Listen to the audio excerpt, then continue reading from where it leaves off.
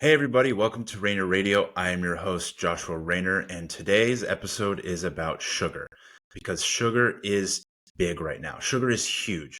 I don't think I've ever seen sugar be a trend, a fad in the diet space. Something really crazy is happening right now, and I feel like we need to talk about it.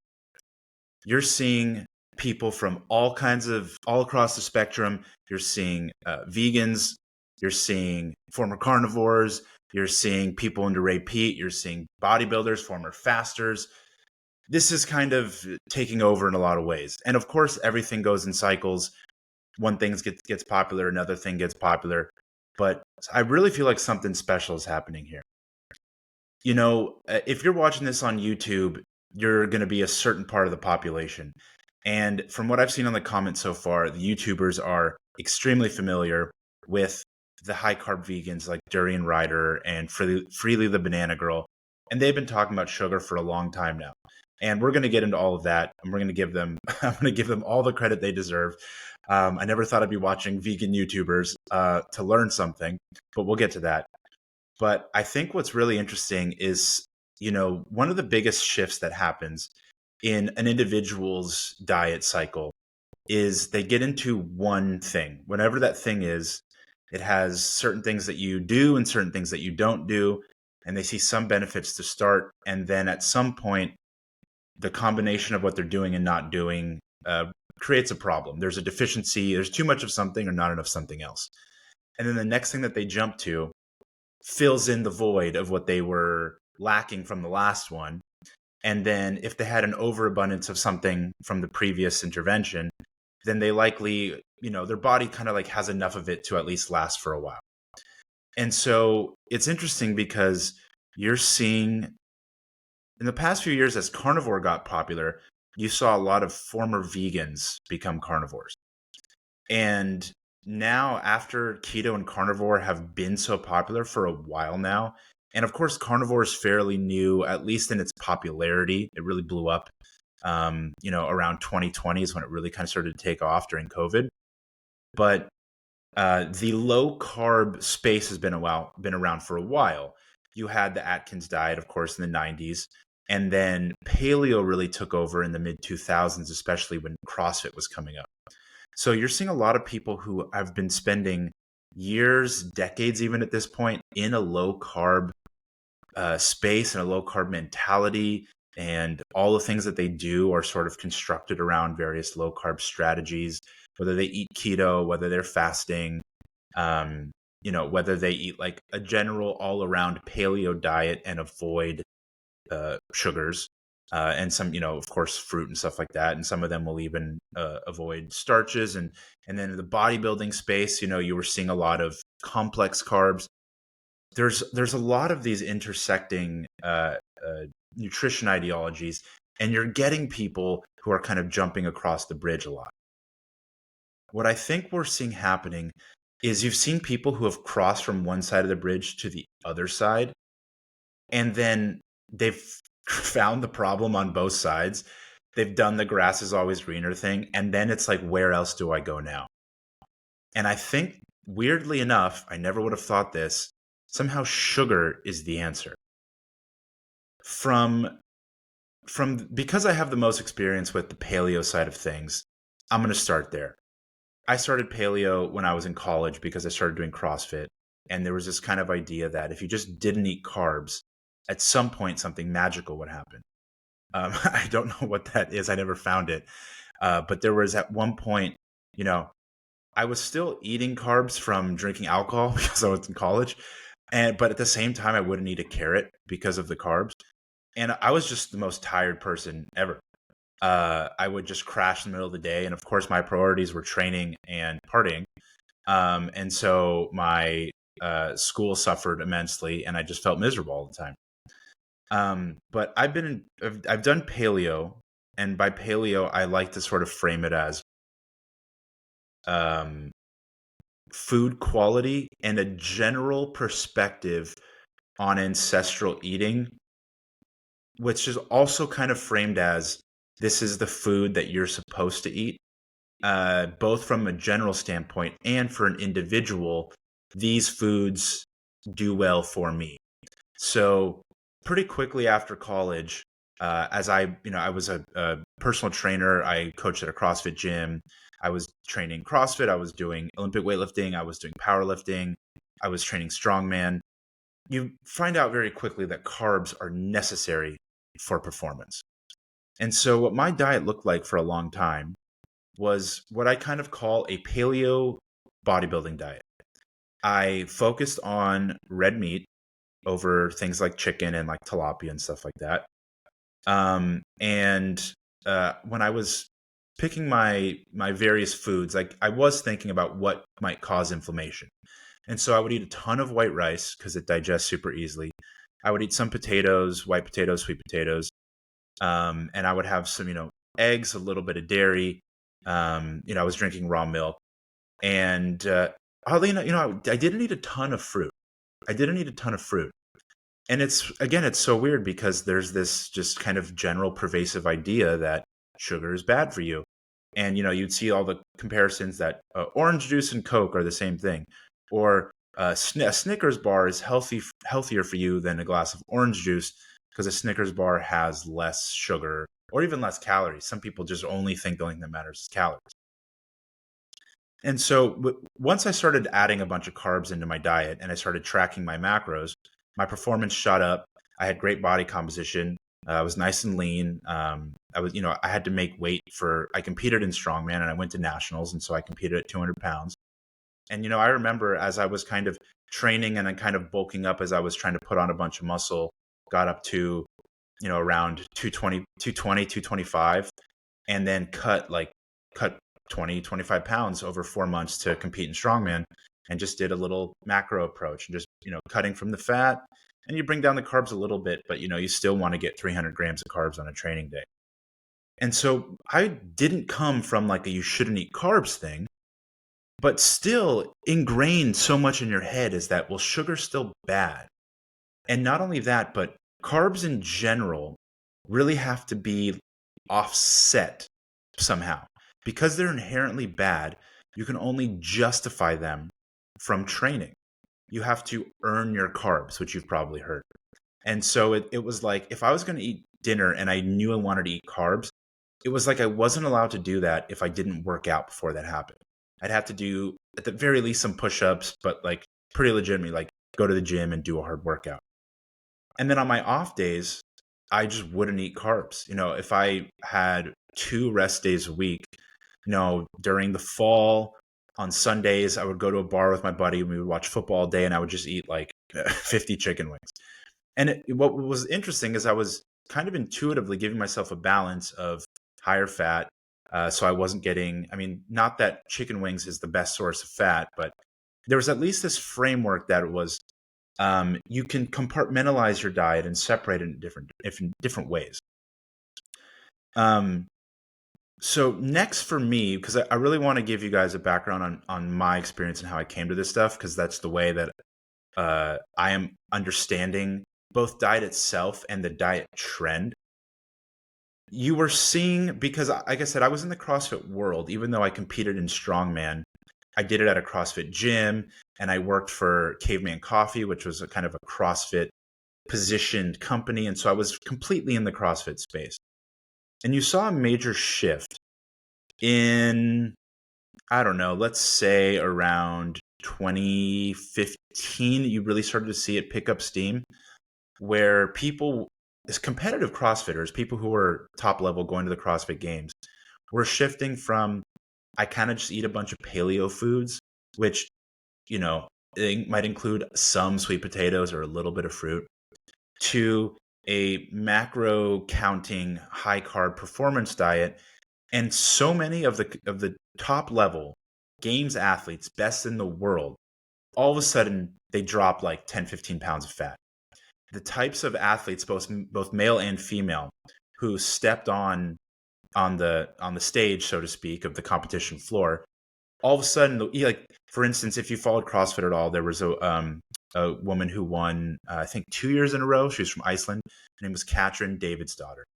And the first year that she won, she was like, I wouldn't call her chubby. Of course, she was a top level competitor, but she was soft. And she had like a very round face. And Um, of course, no one is trying to say that, like, obviously she won the CrossFit Games, but she's that level of an athlete, and there's this layer that you might think is carrying too much weight on for a top level athlete. Well, she got a diet coach who gave her macros, and the next year she was shredded. She was like completely shredded. And this shift really started to happen as Renaissance periodization, which you might be familiar with. They got more involved with CrossFit. They started taking on CrossFit athletes. There was another group called Working Against Gravity. These are just basically macro counting coaches. And that's how foreign that was to the CrossFit world, because this idea was you just kind of like generally put together paleo foods.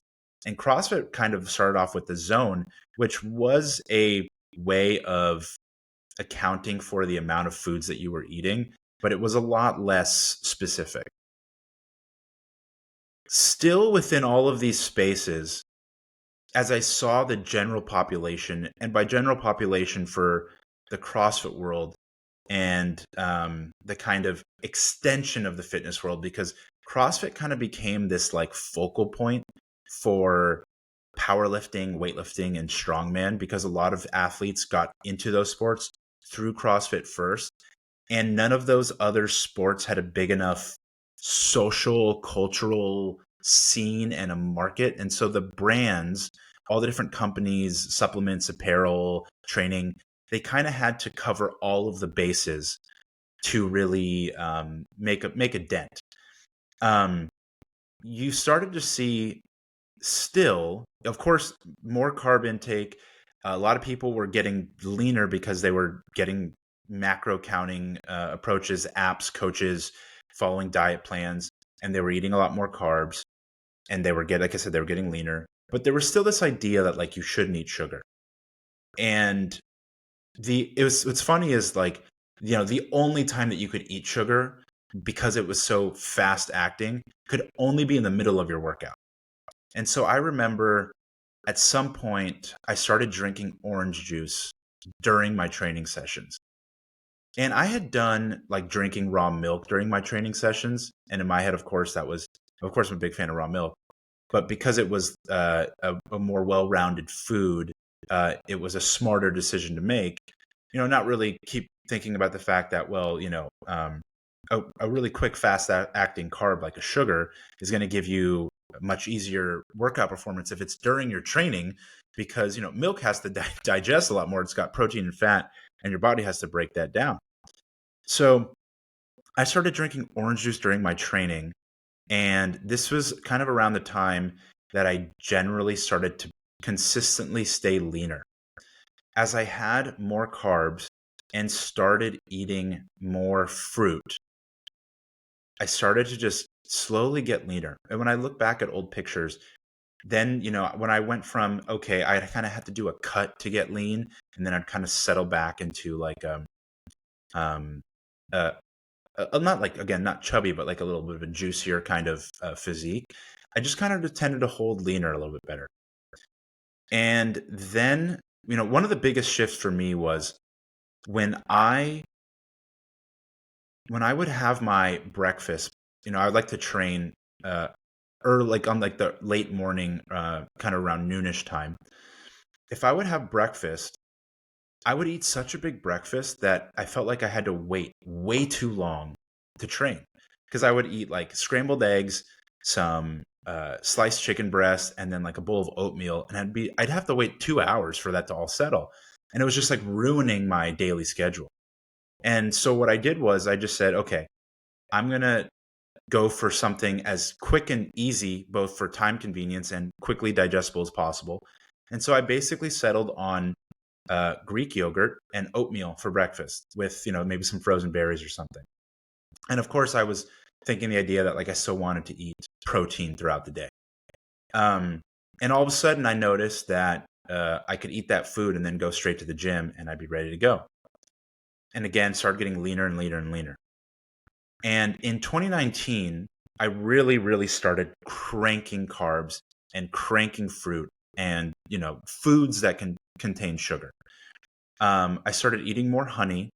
So of course I still wasn't going to eat cane sugar because, again, in your head, you're like, well, you're not supposed to do that. And that was by far the best I've ever felt, the best physique I've ever had, the strongest I've ever been, the leanest I've ever been. And I really felt like it's crazy because it's like I felt so good, and then I kept leaning into it. And I kept getting better and better results.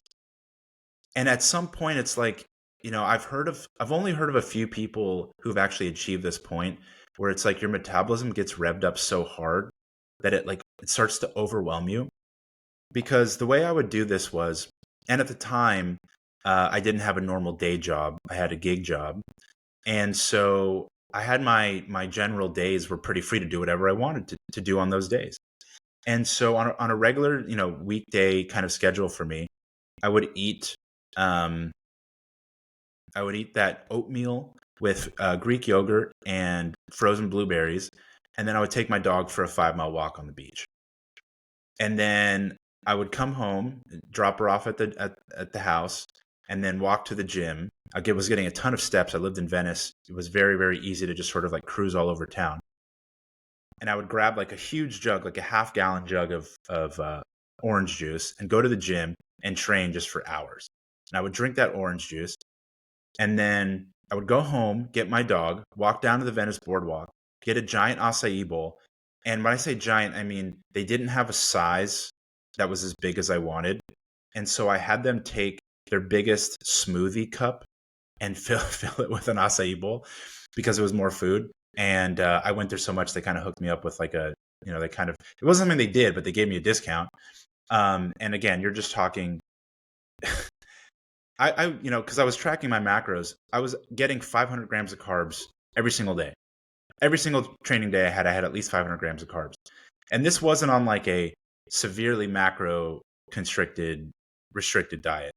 I was still getting, around 200 grams of protein a day.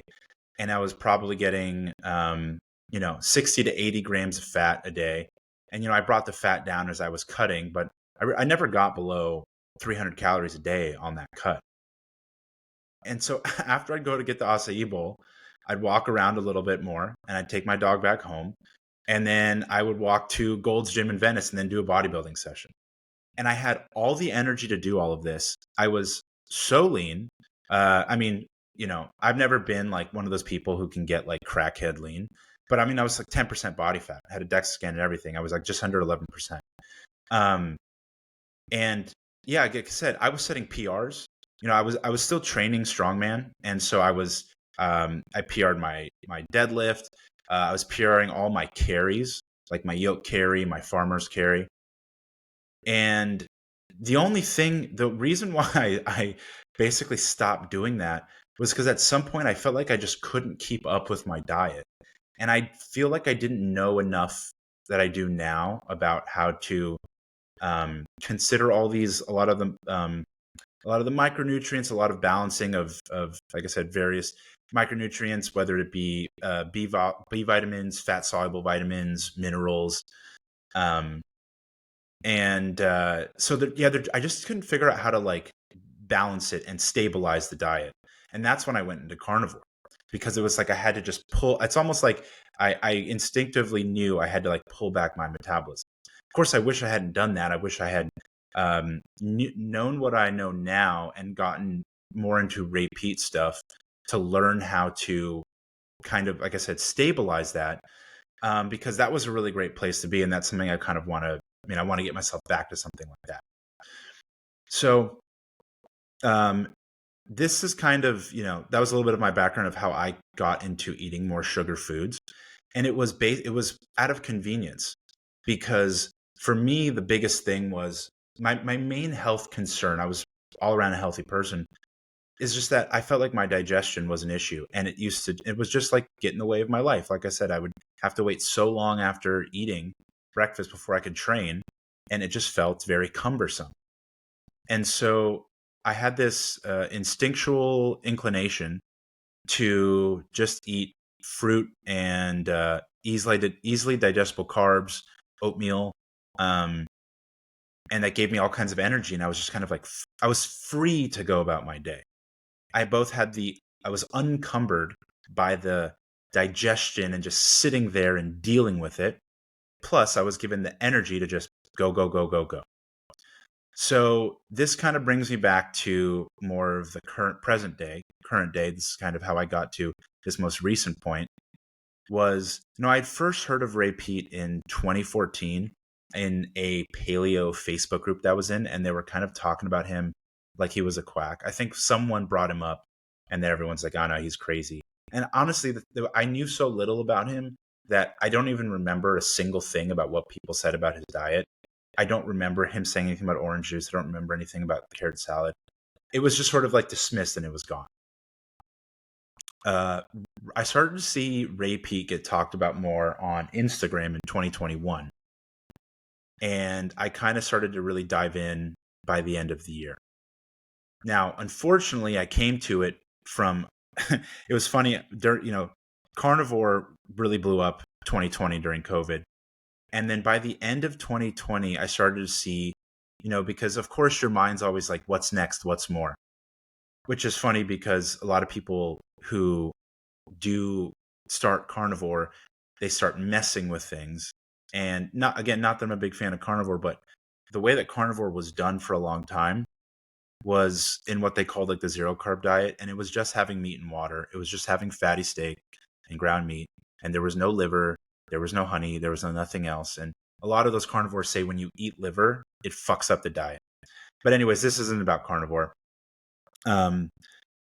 But I started to see people talk about, because of course I went that route because I thought that made way more sense, a more well-rounded diet. And I started to see two divergences from carnivore. I started to see Primal, which is the raw diet by Augenis von der Planets. And I started to see Ray Peat. And they both included things like milk and they both included things like fruit. And so your brain goes, this makes way more sense as like a well-rounded diet. And so I basically, my brain went for primal raw meat. That sounds cool. And that really, really screwed me up. And so a lot of people will say, again, if you're watching this on YouTube, I live on Twitter. I kind of just spend my time on Twitter. All the things that I learn about are on Twitter. And so I just feel like, we kind of exist in these like various media ecosystems. And the Ray Peat stuff, there's this kind of idea that like people come to Ray Peat's work when they've tried everything else. And they're basically at like the bottom of their health. And I keep meeting people all the time who it's like they get into it because they're like, I'm fucked up. Something's not right. And especially I've screwed myself up with another diet. And so these various diets, and okay, now I'm going to kind of bring back together the two sides of this, which is the vegans and the paleo-ish, carnivore-ish, keto-ish people. Both sides, you'd think these are like opposite things. But one of the things that most of the people on both sides of this thing do is they avoid sugar. Like sugar is the dietary Satan, right? Sugar is the clear evil. It's crazy how saturated fats have become redeemed. But sugar is like everyone just thinks it's poison. Joe Rogan says it's poison. RFK says it's poison. And it's wild because the fact that sugar is already prevalent in normal foods. It's already in fruit. It's already in milk. Every baby comes into this world chugging a very sugary substance in milk. And so then they go, oh, well, refined sugar, added sugar. And it's like all this dancing around this like naturalistic fallacy kind of stuff. And so I think there's this interesting thing where, one thing that people will say on metabolic approached diets, and I'm kind of trying to use a word that doesn't kind of exclusively basically consists of the Ray Peat pro-metabolic thing, but a lot of carnivore people talk about it too, in the sense that they're not eating enough fat. There's this like energy deficiency problem. Vegans, if you're like a more traditional vegan, especially if you're like a raw vegan, Um, but a lot of vegans, it's like they don't eat sugar. They basically eat like greens and complex carbs. Complex carbs uh, is this weird, like pervasive thing. Like I said, bodybuilders. Um, and so what you find is that vegans just like don't eat anything. Their calories are so low. And so they're eating a lot of salads, which I'm kind of the belief that greens need to be cooked more. But they're not calorically dense. And then the fats that they eat are like purely polyunsaturated fats. The oils that they're using, if they're using flaxseed oil, and they're all the nuts and seeds that they're eating. It's like a high PUFA, low carb, low protein, low energy diet.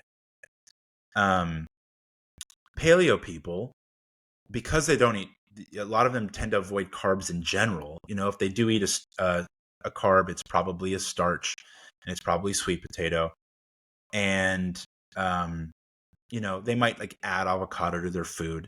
But what you're seeing is all these people are just lowering their metabolic rates with all these diets. All these diets are lowering their metabolic rates. Not enough carbs, not enough fat.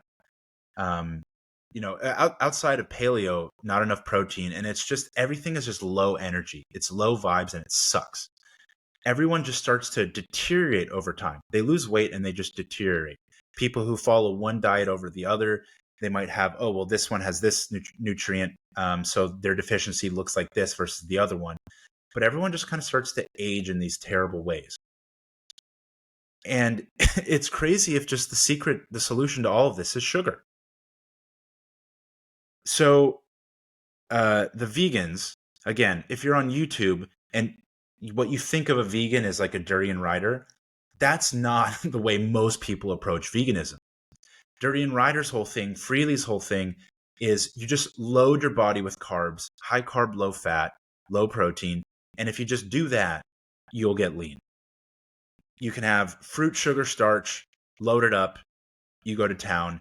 But again, the framing about it is that you're not restricting your energy intake to get to your result. You're not doing that to get to your goal.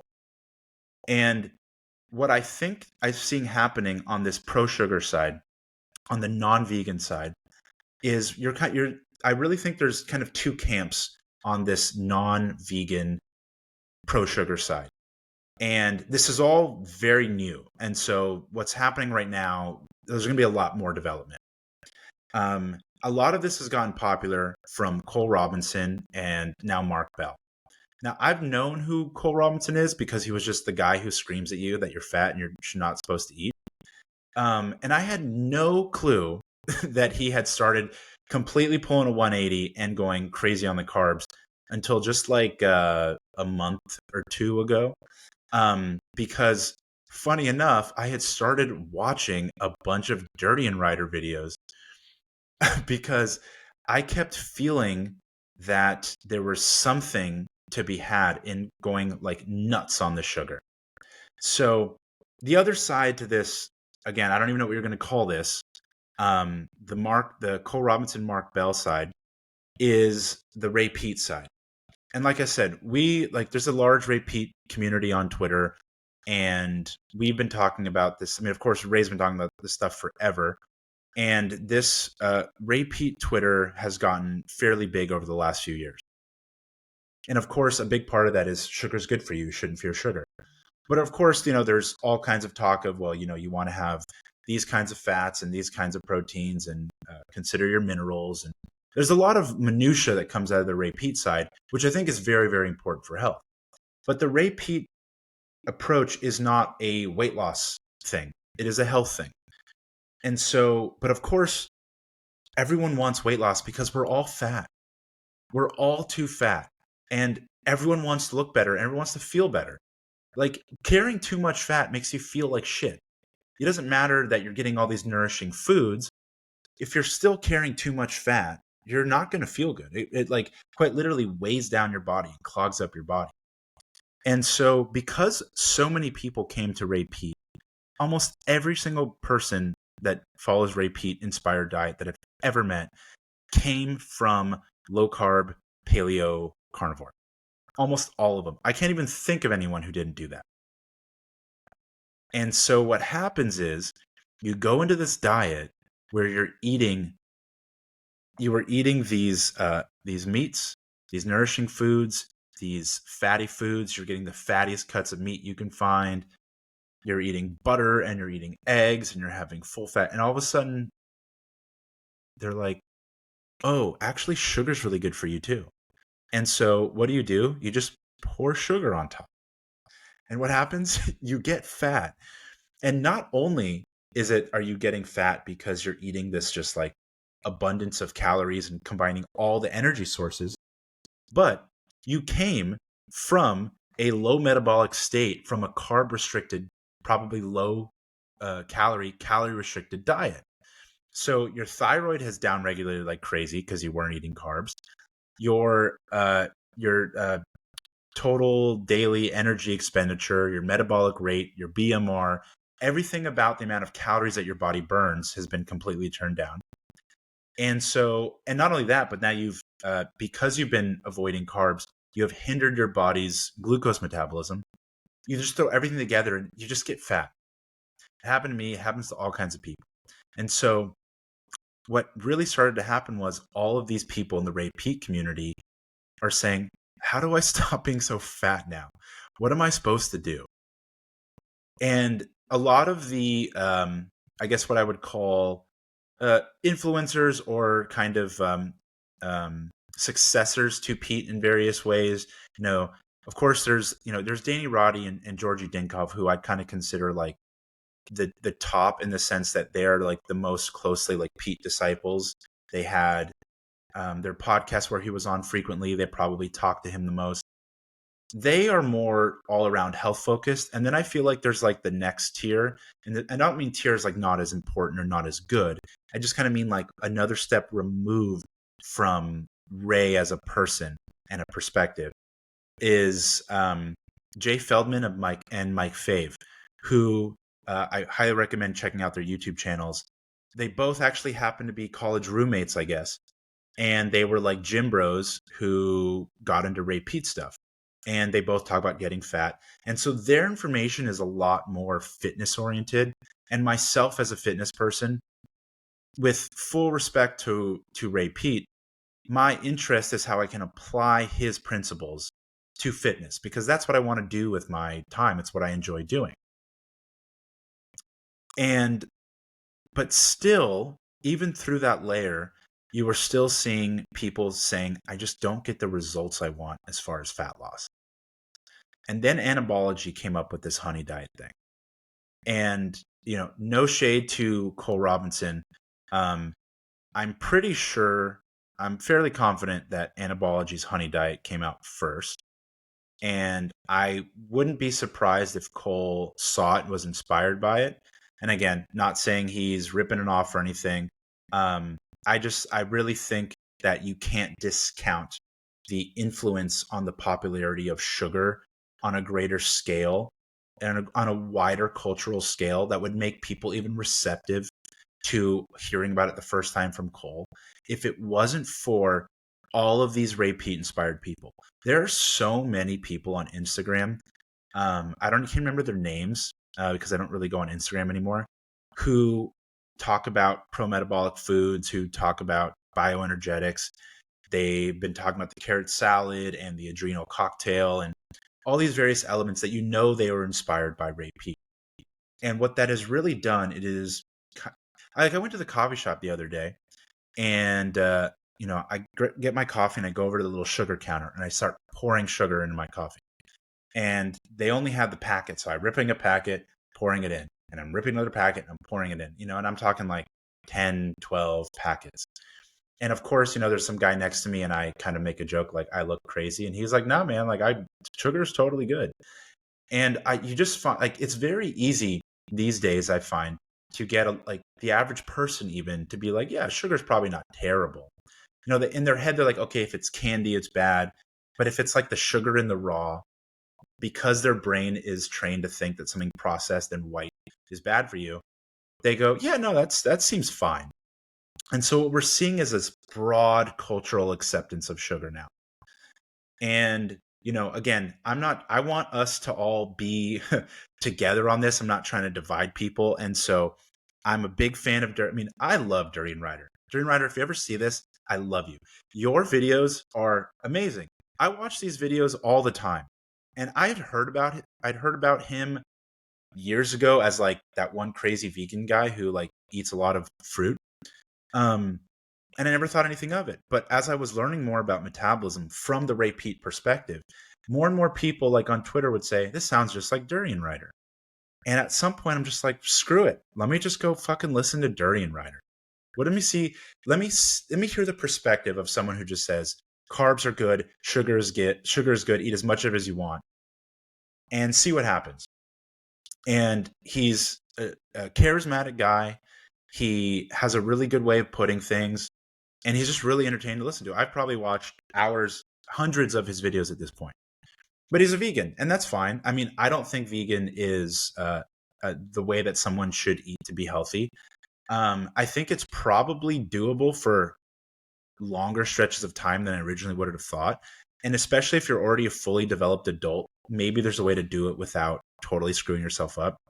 I wouldn't recommend it for children, for pregnant women, not a lifetime of vegan, but I'm becoming way more amenable to the idea that you can have really good health and feel good for long stretches of time by just eating high carb, plant-based foods. And so, Anabology came up with this honey diet framework, which is you basically spend your day like you're a vegan, but, focusing on sugar, and then you eat your meat at night.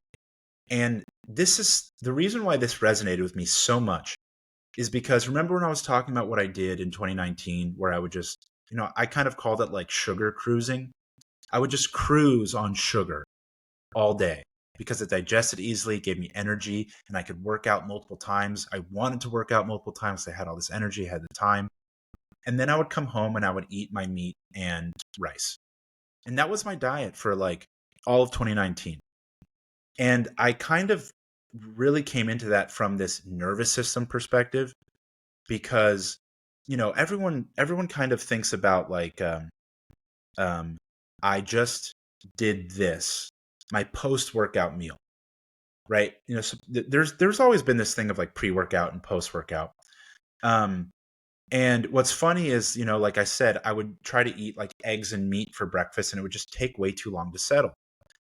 And funny enough, one of my gym bros back in the day is I was eating steak for lunch or something. And he was like, no, that's a nighttime meat. And I'm like, no, I mean, I totally know what you mean. And I probably even thought about it like that, but I didn't really think about it like that.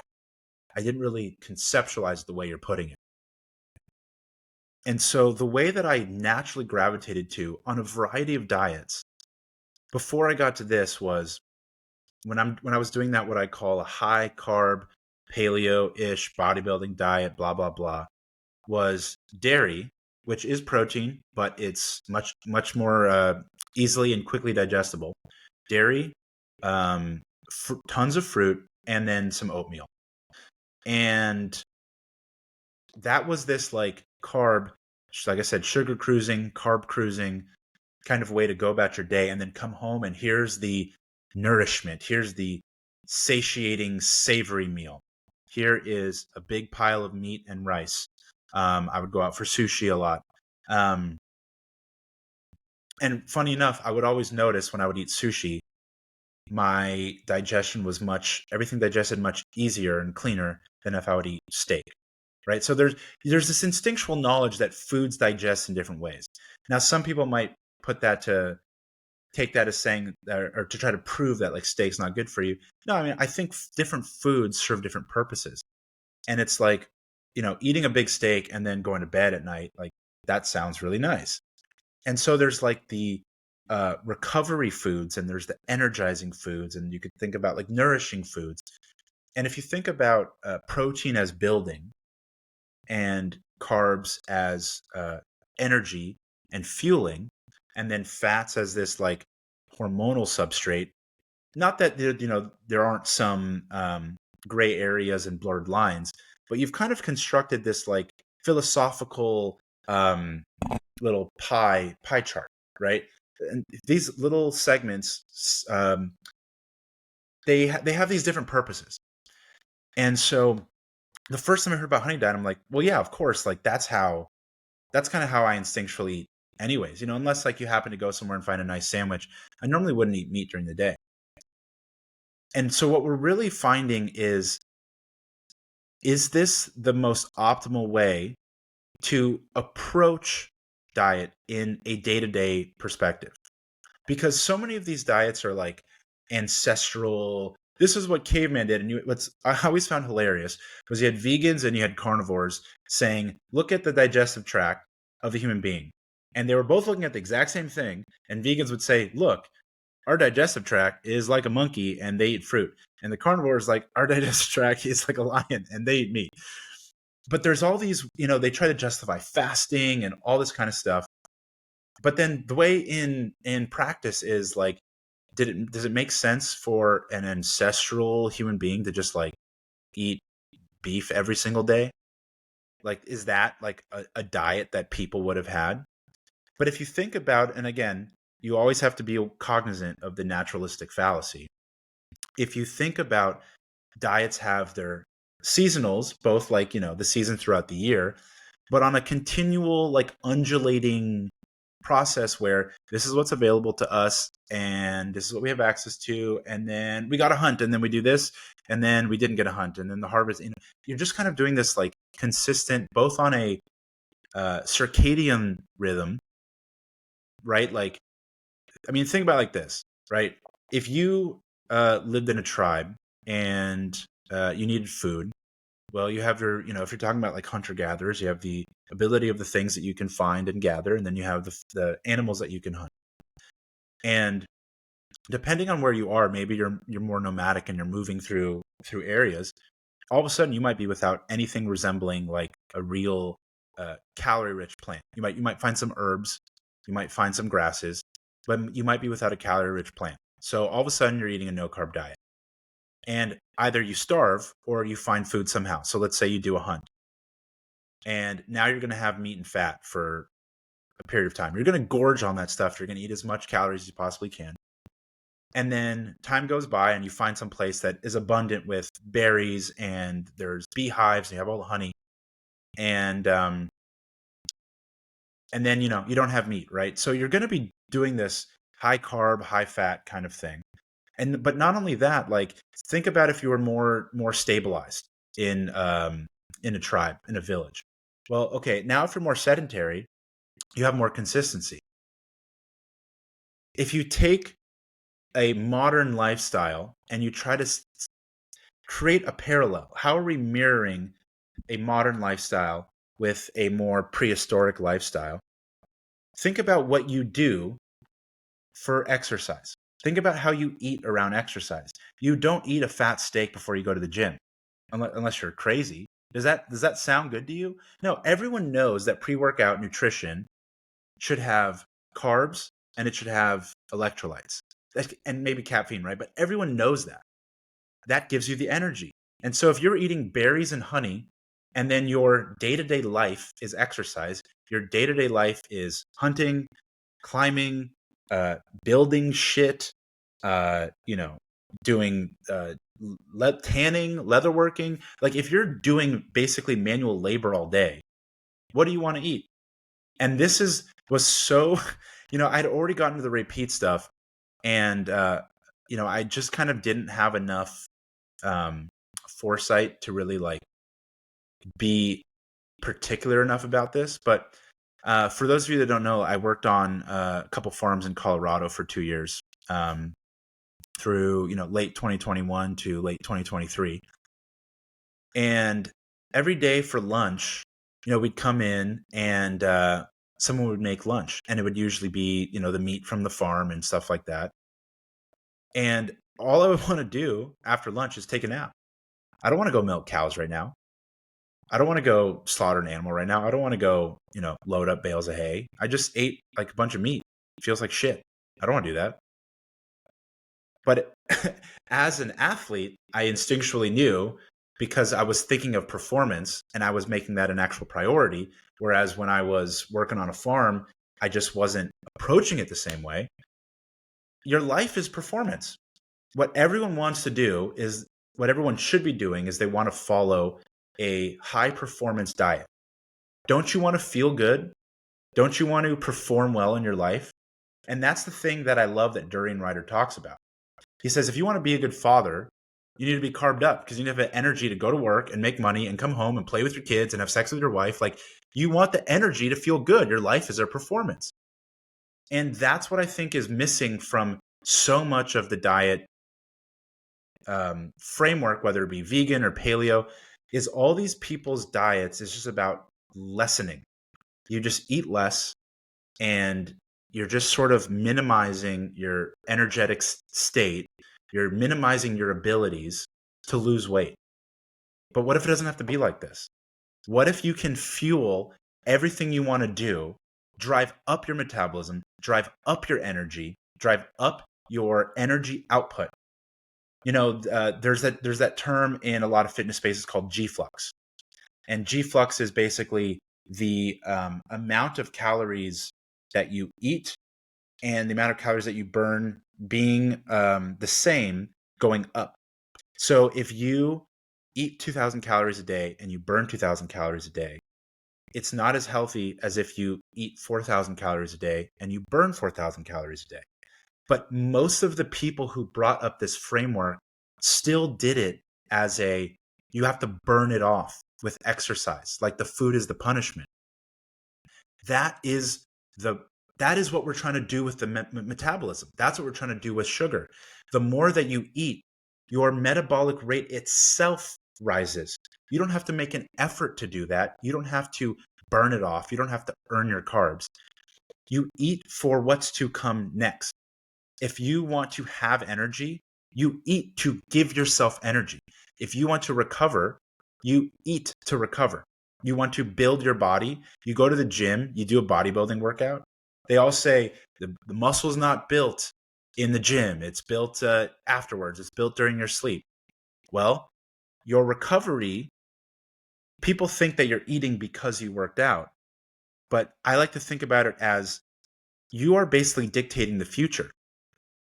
I am eating protein now because I worked out and I want to build in the future. I want to recover. I want to build my muscle back and bigger and stronger than it was before. The food comes before the energetic state. Your body is reacting to the food that you eat. This is why it has to be metabolism focused above all else. Yes, calories matter. I don't care how you think about it. All these people want to be such sticklers that, well, if you lost weight, you're in calorie deficit. Who cares? Who cares? Because the approach to not hurt yourself, we're trying to improve my body, right? You want to improve the body. You want to improve the metabolism. You want the results to come from increasing, from improving. The sugar is what you'll find if you just eat sugar by itself. Anyone can tell you that what you'll find is all of a sudden you kind of have this like increased match, right? Everyone knows that kids get the sugar rush. When you do this diet in the sense that this sugar diet, honey diet framework, what you will find is that you have so much energy that you can't help but move. You start fidgeting. This is what they always talk about. Have you ever heard, if you've been into health and fitness for a while, and they talk about people who are naturally thin, what do they always say? Is that they burn more calories because they fidget more. But again, they still have the broken framework. They go, oh, because they're basically doing exercise more, they're burning off their calories. No, it's totally backwards. It's totally backwards. They have so much energy that their body goes, I have plenty of energy. Let me just burn it off. I feel like Kramer. You just burn it off.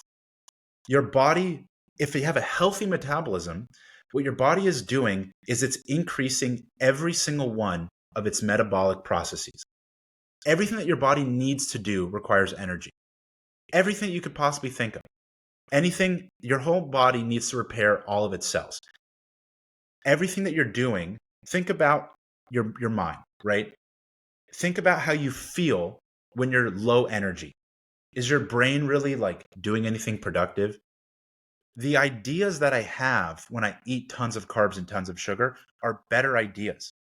I feel like I have more to use. So this isn't this pulling back and preventing and prohibiting your body from doing things in order to lose weight. You are telling your body, I know it sounds corny, but you're just giving your body the signal of abundance. The problem is people have been trying to, especially in the Ray Peat world, people have been trying to do this thing where they say, if I just eat a bunch of food, all of the foods, all three macronutrients, my metabolism will go up, my metabolic rate will go up, and I'll be healthier. I feel like once your metabolism has sort of gotten thrown off the rocker, it doesn't work that way anymore. It doesn't work that way.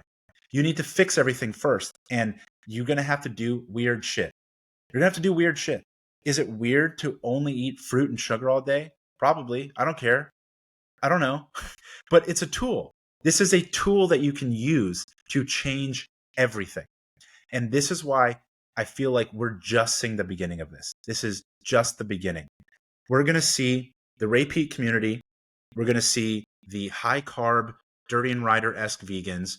We're going to see this meathead, Cole Robinson, Mark Bell.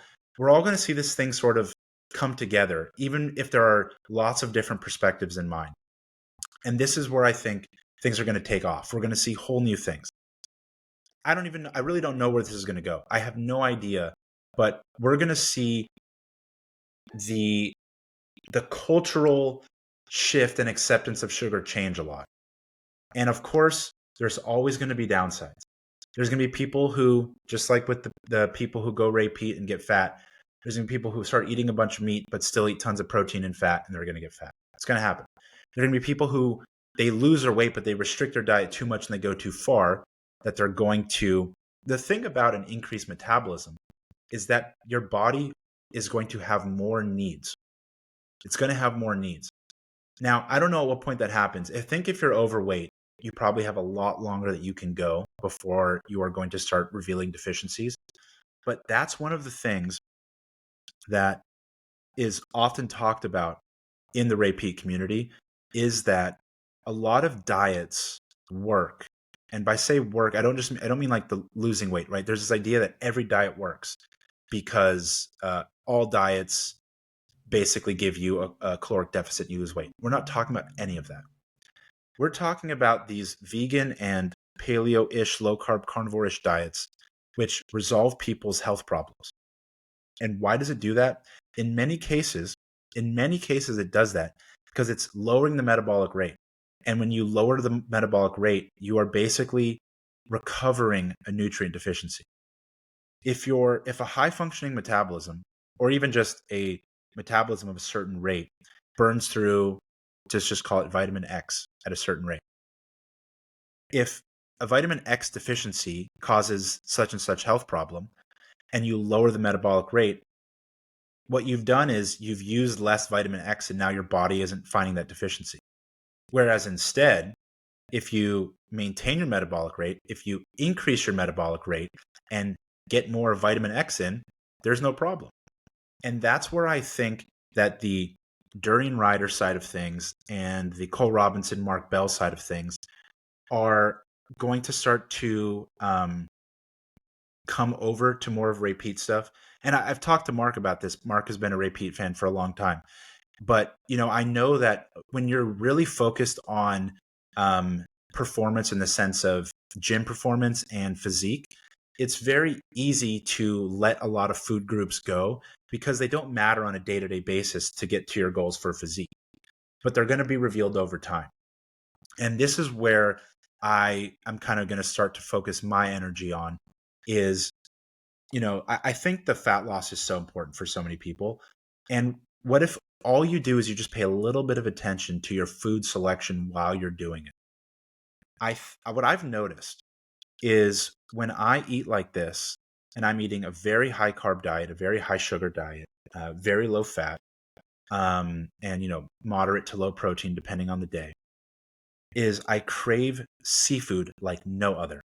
I crave so much seafood. And I think two things are happening. One, my body associates seafood with salt and salinity.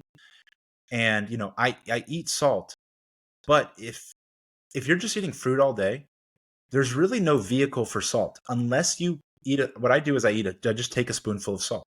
I just take a spoonful of salt and put it in my mouth first thing in the morning and chug it down with some orange juice. I have an electrolyte mix sport drink, which has sodium, potassium, magnesium in it. And it's got like a lemon flavor and it's got real sugar in it. And I put that in a glass of water, in a bottle of water, and I like to sip on that, or especially if I'm going to the gym, I always drink that. Big fan of sport drink. I have an affiliate code. Use RAINER, get a discount. Boom. So the sodium, but there's copper in seafood. Seafood is very high in copper, and a lot of diet approaches that are very mineral. There's a lot of people online who are like mineral focused, for lack of a better word. It's like they're a health influencer who's really into minerals. And you'll hear so much about how copper is important, especially because a lot of people are overloaded with iron, especially if you've done like a high meat carnivore diet. If you eat a standard American diet with a lot of processed foods, all of our grain, all of our flour is enriched with iron.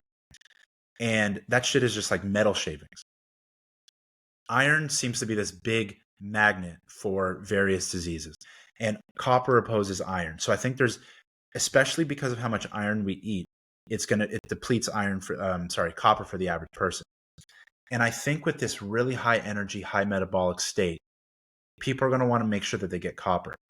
And you can eat shellfish for copper, and most of my protein, because you're looking for lean protein, is shrimp. Shrimp's really high in copper. Oysters are really high in copper, but they're also really high in zinc, and I think the zinc competes with the copper. Octopus is high. Squid is super high in copper. And then you can look to vegetables for copper as well. I'm not sure off the top of my head which veggies are high in copper, but if you're doing this sugar diet, honey diet framework, really be sure to include veggies with your dinner. When you're eating your lean meat, eat cooked veggies. I think that's going to really, really help people maintain this for a lot longer. Another major thing, I want to get back to the sugar, but I feel like I want just to have people be aware of this, because the worst thing that can happen is people start getting results and they run into a wall and they don't know where to go and they just start to feel worse. When you increase your metabolic rate, your body is going to get better at converting cholesterol into your hormones. Your body uses cholesterol as a substrate and the thyroid as the metabolism to turn cholesterol. All of your downstream hormones, all of your sex hormones, they're all made from cholesterol. And your body is going to be using up cholesterol to do this, and at a higher rate from the sugar. And if you don't eat cholesterol, and if you're not eating fatty foods, it's very hard to find cholesterol. You are going to start depleting your cholesterol. Now, it's almost like this was you just love it when things work out perfectly like this. There's a food that is no fat, high in protein, high in copper, high in cholesterol. Does anyone know what it is? 3, 2, 1. It's shrimp. Shrimp is super high in cholesterol. Super high in cholesterol. So if you eat shrimp, and again, you don't have to eat protein every night. Cole talks about this. Mark talks about this. I myself have found that some days I just prefer not to eat any protein at all. But when you do, and assuming you like shellfish, you tolerate shellfish, it's a phenomenal option. I'm sure there are other foods which fit this category, but because shrimp is such a good one, I haven't thought to look for anything else. Now, the other nutrient that you might find yourself deficient in if you do this for a long time is vitamin A. Now, a lot of if you're on Twitter, you'll know that there's a whole group of people who talk about vitamin A toxicity. I don't know really much about that. What I will say is a lot of those people sound crazy, but to be fair, people think I'm crazy too. So what can I say? I don't think that vitamin A is the problem the way that they do. I keep hearing from people in the Ray Peat community that talk about how much better they feel when they make sure they get their vitamin A in. And I think what we're seeing is another thing similar to the cholesterol is that if your metabolism isn't high enough, you can get a vitamin A. You can get vitamin A toxicity, and the faster metabolism is, the more your body will run through it. And I will say that there was a long time, almost a year, where I was just feeling like shit all the time. And I had been doing these like lower fat, high carb, high sugar. This was before Anabology ever talked about honey diet. Before any of these people that you are probably learning from now. Of course, not before during RAINER, but I had never heard of, I had never listened to him. This was 2 years ago, and I did a really nice cut, dropped like 25 pounds from just kind of dropping my fat through the floor. High protein, high carb, plenty of sugar. And some of my friends in the Ray Peat community on Twitter were doing this, and I think we all developed a vitamin A deficiency because we were eating such low fat. And I didn't really think to supplement vitamin A, and I kept trying to experiment with honey diet, and I just like wasn't really getting anywhere. And then a few months back, I can't remember exactly when, maybe December, maybe January, I started supplementing vitamin A, and all of a sudden I started feeling better. All of a sudden.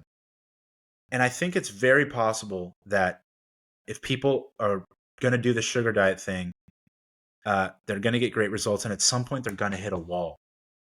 And so, a lot of people say that you shouldn't supplement vitamin A, but vitamin A is good for you. There's a food that is low in fat, and it's high in copper, and it's high in vitamin A. Does anyone know what it is? 3, 2, 1. It's liver. It's liver. And it's so funny because one of the major things in the Ray Peat community is, they say eat your liver and oysters. Just you have to eat a little bit of liver and oysters to get your micronutrients together. And if you do that, you'll get vitamin A, you'll get copper. I don't know if oysters have much cholesterol. I have to say I don't know about that. But if you're on a normal Ray Peat diet, then you're not restricting your fat, then you get plenty of cholesterol. But there's just something to keep in mind. You do need to get your micronutrient base from somewhere. And I think you kind of have 3 options in food choices to get your micronutrient base really, really strong. You kind of either need organ meats, shellfish, or the properly selected and prepared greens. I'd say this kind of leaves people a lot of different options. If you are a vegan, you're going to have to go with the greens. If you are allergic to or don't like shellfish, you got to go with the organs. There's some people are more averse to red meat, and again, you have the shellfish available to you. So I just want people to be aware of that, because that is one of those things that I've run into that wall myself before. While I haven't been, cranking this specific, really, really hard charging fat loss approach with this super strict honey diet, sugar diet, I have done very low fat, very high carb, very high sugar diets, and I ran into these walls. So I just want people to be aware of this, because it's just really good to keep in mind. The last thing I'll say before maybe I'll wrap this up is if you're on Twitter, you've heard about it. If you're not, you might not have. The B vitamins are very, very important for this, because vitamin B1, thiamine, is crucial for glucose metabolism. And so what you might find is that your body, you'll have a really tight bottleneck for sugar, for glucose, and it'll be rate limited by thiamine. And the best thing that you can do if your body's running that wall is all you have to do is supplement B1. It solves so many problems. And the only thing that you have to do when you take vitamin B1 is you want to take an all-around B complex as well, because again, this is the idea that everyone really needs to understand. We are increasing the metabolic rate. When you increase the metabolic rate, you are increasing all of your nutrient needs, all of them. every single one of them, which means you have to get enough all the B vitamins. You have to get enough vitamin C. You have to get the fat soluble vitamins, especially A, D, and K. You have to get enough minerals, sodium, potassium, magnesium, like all of these needs go up. And if you eat this diet very, very restrictive, you are going to run into problems. And this is why I think the idea of the fact that this is such a cyclical diet, both within the same day and over multiple days, eat your sugar all day long. Cruise the sugar. Eat the fruit. Eat white sugar. Eat honey. Eat juice. Eat maple syrup, whatever. Do all that. At nighttime, pick more nutrient-dense, nourishing foods. What you can do is there's an app called Chronometer, Cronometer, and it's kind of like if you've ever used any macro tracker, but it's way better for micronutrients.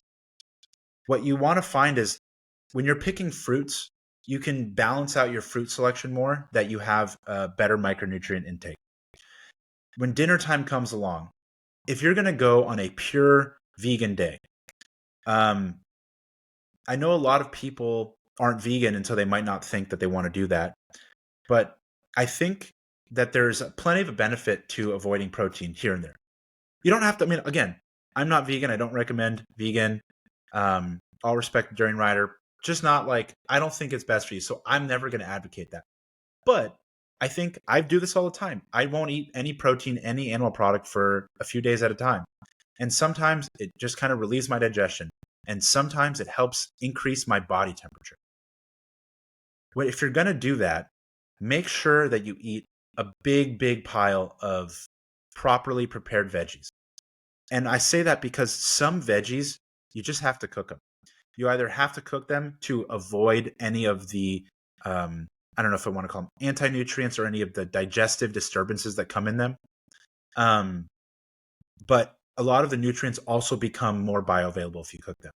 And so, go online, do your research, look up the various plant foods that have different nutrients in them, and look up the best ways to prepare them. You have AI now. There are no excuses. I just want you to think about this stuff. When you're eating your lean meats, if you are a person who is going to eat mostly muscle meats, keep in mind that you're not going to be getting certain nutrients. You're not going to be getting glycine, which is in connective tissue. You're probably not going to be, if you don't eat the organ meats, you're not going to be getting a lot of minerals. If you don't eat seafood, you're not going to be getting a lot of minerals. So just keep this stuff in mind.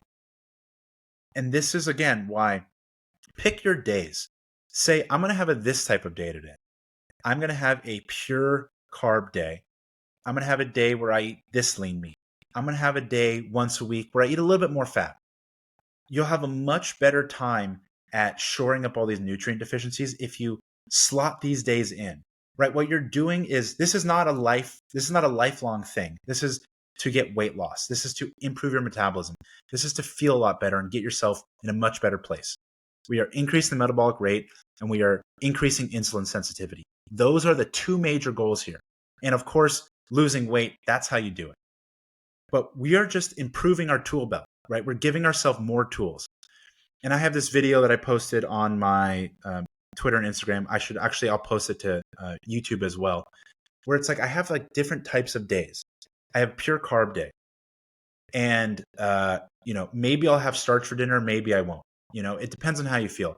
I will say, I do think if for fat loss is your primary goal, it is more important to avoid starch and fat than it is to avoid protein. If you make sure just to eat your protein at dinner, to still give yourself the potential benefits of FGF21, still try to cut back the starch. I notice that my weight goes up more, or it fluctuates more, or it doesn't come down as much when I'm eating more starch. And I crave starch a lot, and so you really have to be sure to, one, eat enough sugar, eat enough fruit that you're keeping the hunger at bay, and two, you're going to want to make sure that you're eating a more nourishing, a salty and cooked meal with dinner, because you're going to need that kind of like more savory, satiating sensation, I think, before bed. You have your days where you have a lean meat and and then, all of the sugar in the day and a lean meat and vegetables. And you have your day where you have sugar all day and you have a lean meat. And if you want to eat starch, make sure you eat as little fat as possible. And then if you want to eat more fat, do sugar all day and eat a fattier cut of meat and low carb veggies. If you want your ribeye steak, have one a week. I don't know. Like you got to see what works for you. You got to play with it. But keep in mind that one dinner is not going to throw you off your whole thing. Now you have to be careful how much you do these, but these are all tools. You can slot in all these days as you need. Fatty steak, cooked veggies, boom, you're done. Now, I'm a big fan of dairy. I really think that I feel so good when I consume goat milk, especially there's something about goat milk in me that just, we vibe really, really well. You do need your calcium from somewhere. And so if you're not getting it from dairy, and if you're not going to be eating eggshells, then you have to be eating the right well-cooked veggies. Like I think cooked spinach is really high in calcium, but you have to cook it. Otherwise, the other nutrients in spinach compete with the bioavailability for calcium. But so what I'll do is every once in a while, I'll have a day where I do sugar diet during the day, and then I'll just have milk for dinner. I'll just have like a liter of milk, a half gallon of milk, however much milk I want for dinner. And, maybe that slows down fat loss, but you want to use your cravings to your advantage while also not being thrown off by them. And, I haven't done this while on this approach, but I actually might do it coming up because I just got some raw goat milk, and I want to drink it. I might just do like a whole day on milk. I've done that in the past, and I always lose weight when I just drink a ton of goat milk. But anyways, here are a whole bunch of different tools to slot in. But remember, if your priority is fat loss, your main focus is sugar and lean meat. Sugar and lean meat. Cole's totally right about that. Cole has taken this to a next level, I think, where Dirty and Ryder is, and the like-minded vegans are more about this like entire lifestyle where you're never really going to eat animal products. You're never really going to eat a lot of meat or fat. I think in that approach, your body will probably tolerate starch more. But I still think if fat loss is if you're fat now, I think you should cut out the starch to lose the fat. I like to experiment a lot because I want to learn what's been happening. And so my weight's done a little bit up and down, though I still feel like visibly I'm recomping, like I'm getting leaner. I'm looking better as my weight is still staying steady. And one thing I'll say is that my waist is getting smaller. So for a lot of people, depending on if your diet fluctuates, especially with something like starch, the water in your body is going to go up and down. And one of the best things that you can do is take measurements around your waist and also look at your face and see how much fat your face is holding. A lot of things will help you get a better idea of how much water you're holding. Look at your skin, look at your muscles, look at your face, and then measure your waist. And because Cole's whole thing is fat loss, and that's not a knock on him. It's amazing to make your whole focus fat loss, where a lot of the Ray Peat community isn't. And even Anabology, he came up with this approach to diet for fat loss, but there's still a lot of other interests in mind to round out his kind of the way his mind is thinking for nutrition. Cole's taken this to the next level. Eat as much sugar as you want. But one thing I will say is you see two kinds of people. You see one who they're still scared of sugar. They'll go, I'll just eat fruit, but I'll still restrict my calories. I'm still going to use fruit to fill myself up to eat less. And some of those people don't eat enough. On the flip side of it, there's the people who just pour sugar over everything. And it doesn't seem like your body is going to get fat from doing that, but you might be overloading your body's ability to handle the sugar. It's not that the sugar is the problem. Your body might just not be able to handle it. Your liver might not be ready for it. You might be vitamin B1 deficient, and that is rate limiting the ability of your body to process sugar and carbs. So there's still room for this experimentation, but I think what you want to do is most of the days, your main tool, your day in, day out, is sugar, lean meat, and you keep it at that. Sugary foods, of course. Play with adding sugar, but don't go crazy. Just have as much as you want.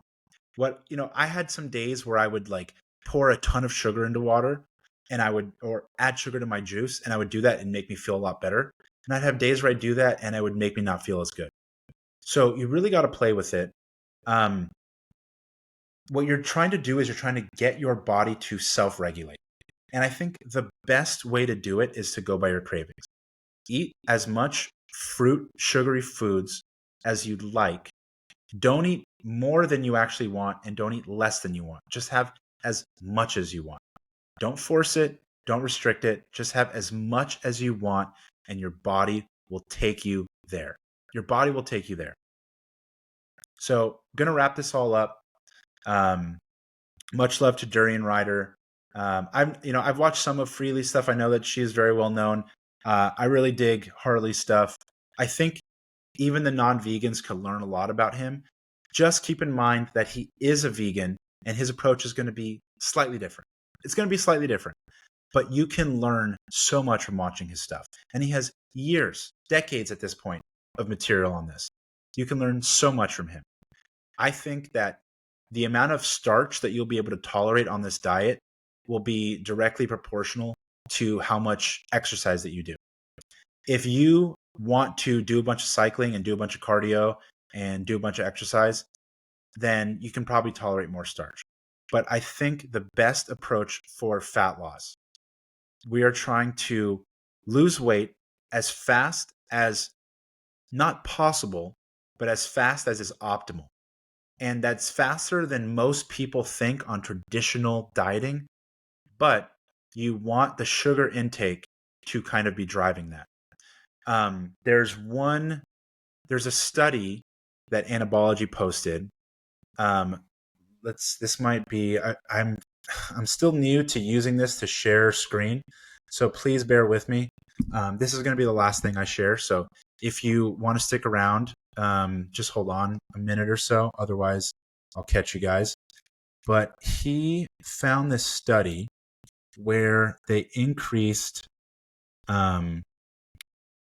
calories from carbohydrates, and the weight loss was basically if you ate sugar, I think, it's probably a mice study or something. They could eat as much carbohydrates as they wanted, including starch, and their weight stayed the same. It stayed exactly the same, which means that they could maintain their weight with as much starch as they wanted. But if they eat sugar, the FGF21 is further induced, and then the weight loss happens from eating as much as you want. So let's see, I found it. We're going to try to screen share this. If this doesn't work, I'm sorry. Try to figure out how to do this stuff. Let me make sure that, am I picture in picture? I don't know if you can see me, but it doesn't matter. Anyways, here is the Anabology thread. And so if you want to look up the study, here it is. Dietary protein restriction elevates FGF21 levels and energy requirements to maintain body weight in lean men.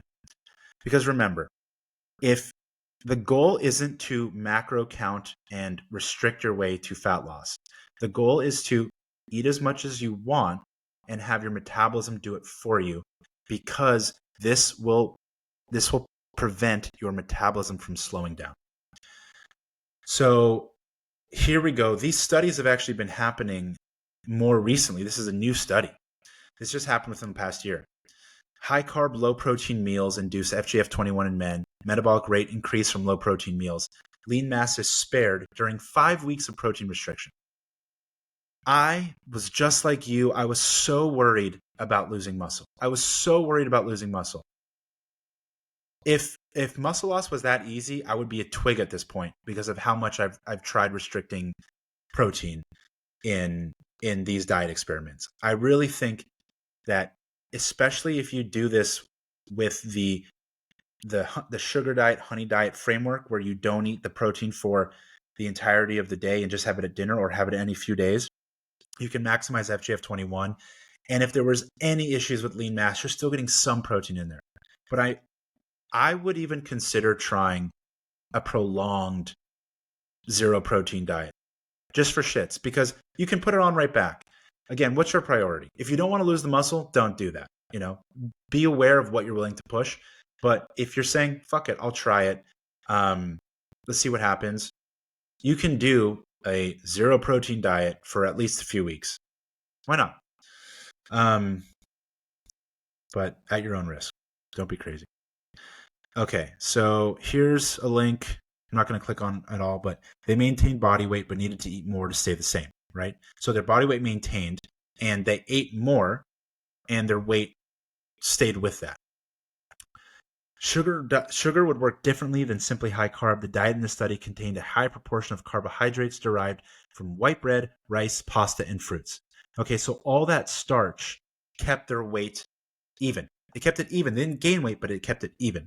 If they do it with sugar, FGF21 will be overinduced and the subjects will lose weight. Anabology clarifies that's his opinion. FGF21 is induced by the liver seeing an excess of calories relative to protein. This increases whole body metabolic rate to handle the excess calories. If it's glucose that is well distributed across the whole body, the FGF21 induction matches calorie intake. So for people that don't know this, fructose goes to the liver first to be digested.